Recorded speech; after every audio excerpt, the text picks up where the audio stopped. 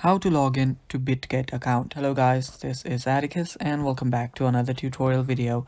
In today's video, I'll teach you guys how you can log in to your Bitget account. So without any further ado, let's jump right into it. First of all, open up your Bitget. Now Bitget is an asset management platform, so simply create your account first. And after you open your Bitget, tap on the square on the top left. After you do so, you will see two options. One is to log in, the other is to sign up. If you don't have an account, tap on sign up to create one. If you already have an account, tap on login. After you do so, you'll need to type in your email. Just type in your email and tap on next. Go through the captcha process. And after you do so, you'll simply need to type in your password.